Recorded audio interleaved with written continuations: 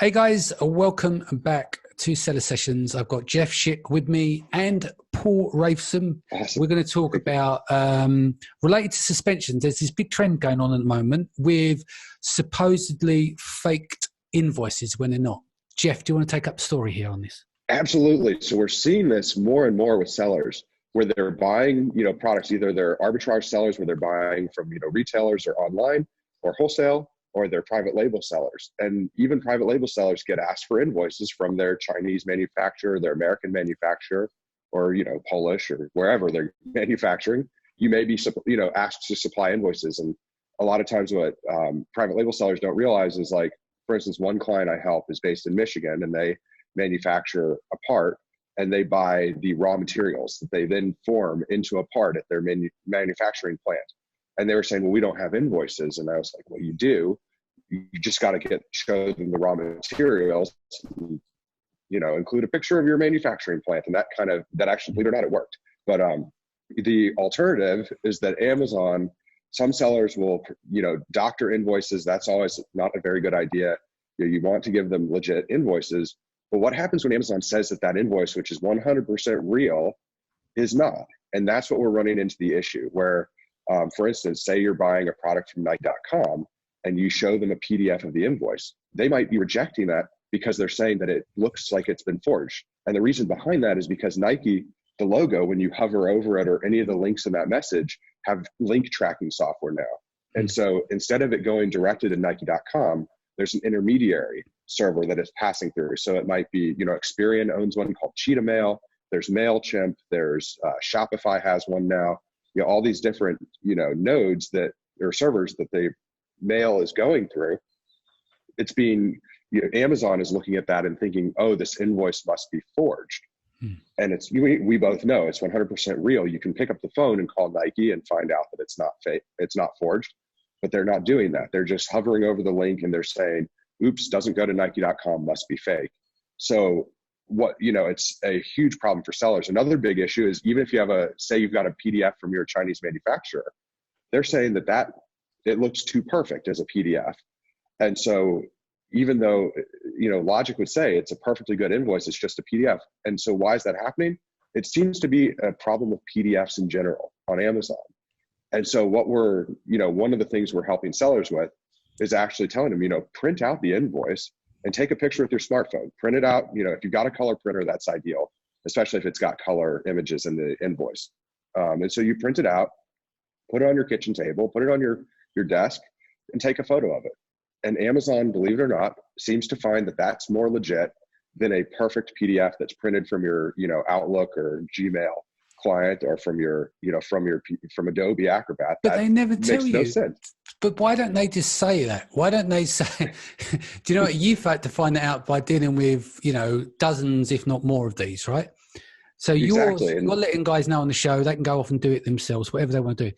But why don't Amazon articulate, like saying, take a photo, be a bit more clear. How many, you've seen that long shitty emails that they send with useless junk text in anyway. Why don't they just add that in?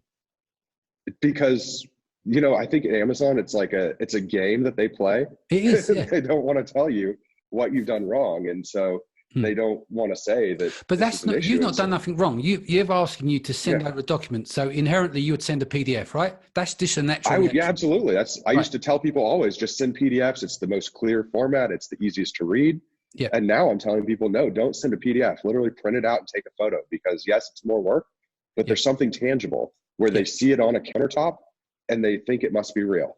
Yeah. And it's mind blowing that that's the new logic of Amazon seller performance. Yeah. Completely bizarre. Refurbish settings. There was a little hack there, not a hack, but a suggestion there, wasn't there? So one of the things we're seeing a lot of people when they're suspended for inauthentic claims or sold as new inventory claims, what we're actually finding is that they usually have the Amazon, it's in the US, it's sometimes called refurbishing settings and sometimes it's called repackage returns. Yes. It depends on the marketplace. So just, log in and check it out. But either way, if you have that turned on, it means Amazon takes your inventory.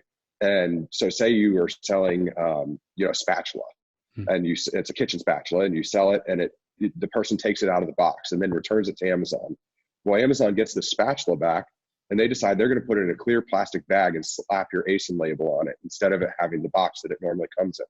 Yeah. Well, now the next customer that receives that thinks they've gotten a counterfeit spatula or the used spatula, and you're the one holding the suspension, for it. So a quick hack, if you want to call it that, is literally just turn that off. Make them return that spatula to you so you can put it in a box and make it look pretty again, because your team's going to do a much better job than Amazon's team. And it's going to save you from having that product get suspended for, could be a couple days, could be a couple hours. You never know how long it's going to take to get back up. Yeah. So really simple to do. You just go into Seller Central. So sellercentral.amazon.com, .co.uk, .fr, .de, whatever. Go into Seller Central, hover over the settings button at the top right corner, scroll down to fulfillment by Amazon settings. And then in the middle of the page, there's a refurbishing settings box, and you're just going to turn it off. Just choose disable, and it'll save you a lot of headache going forward. Cool. What about fake claims? Obviously, we had a bit of a trend last year. Is that a lot more under control in terms of the trend you're seeing? So in terms of fake IP claims, is that? Yes. Yeah. Unfortunately, they're still continuing. It seems like they're hitting a lot of the fake IP claims that we're seeing now hit a lot more of the arbitrage sellers more than the private label sellers. Mm-hmm. Although some private label sellers are still doing fake copyright claims and other types of claims against one another. But it has dramatically decreased. It's on the private label side at least, but on the arbitrage side, it's actually increasing.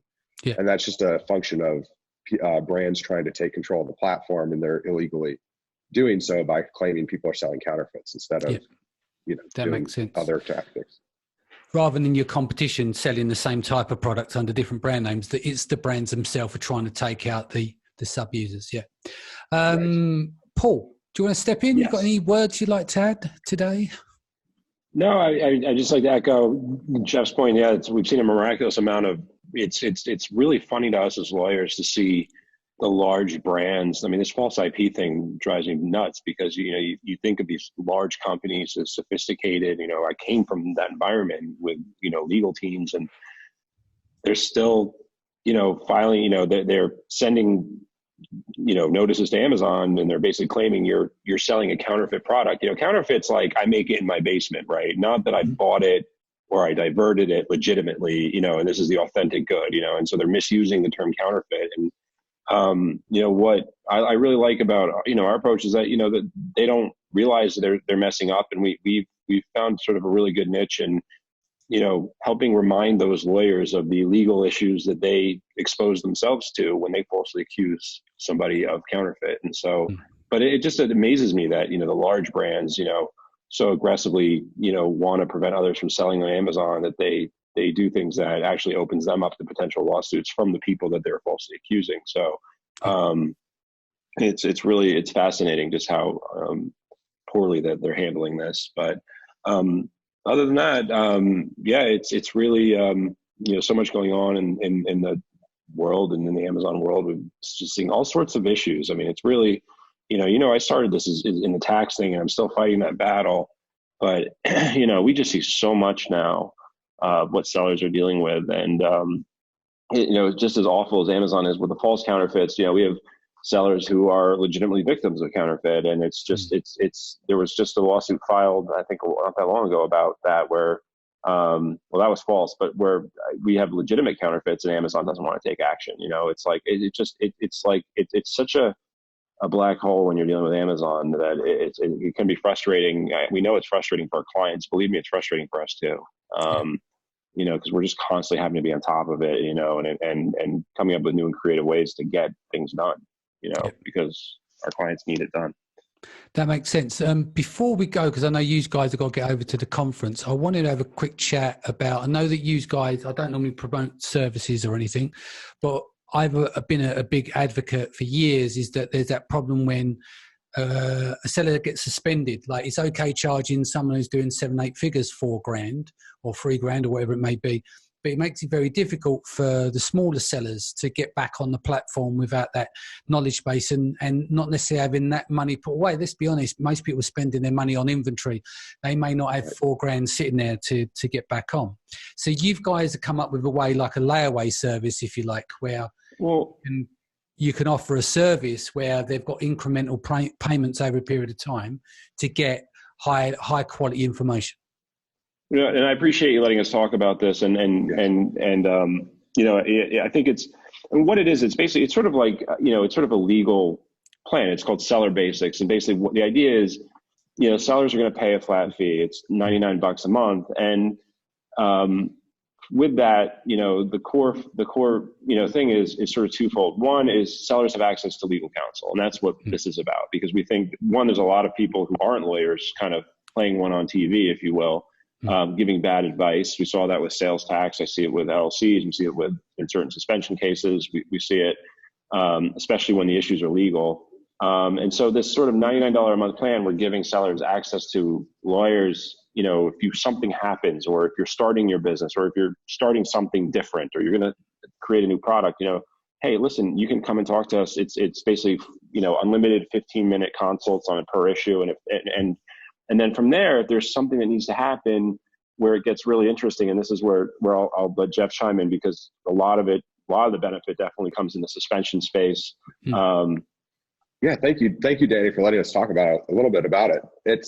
So yeah, with Seller Basics, the goal was really, you know, when I was in law school, that's how, you know, a lot of people don't realize I paid for law school by selling on Amazon, and I paid for my senior year of college by selling on Amazon. That's how I bought my first MacBook, was from Amazon money. And so, but what happened when I was in law school is I got suspended. And just like you said, you know, here I was suspended, and, you know, I'm in law school, I'm suspended, and I had to make a choice, you know, 1 month between making a law school tuition payment and hiring somebody to help me with the suspension. And from that experience, it really came down to me, you know, and buying inventory was also in that equation. So it was like, you know, you've got these American Express bills, you've got the, you know, for inventory, you've got, you know, tuition bills, and you've got now a suspension bill sitting out there. And it really came down, you know, like, it was hard. And I vowed that I wanted sellers to not ever have to go through that same experience again, because not every seller has, you know, $4,000 sitting aside, and I certainly didn't. And so we wanted to make this service where it's affordable to people. It's you know, the everyday seller can afford it, and it's not, and yet they're still getting high quality legal services and getting to take care of their business. So they're getting the proper advice that helps them, you know, manage risk and run a successful business and take them to the next level. So that's really what we've tried to build here, is something really special for sellers. Cool. That sounds good. Well, look, let's wrap that there. Let's get you got to get off to the conference now. What's the best way to reach the pair of you? So Facebook Facebook Messenger is a great way to reach me. Facebook.com/Schick2, SCHICK, and the number 2.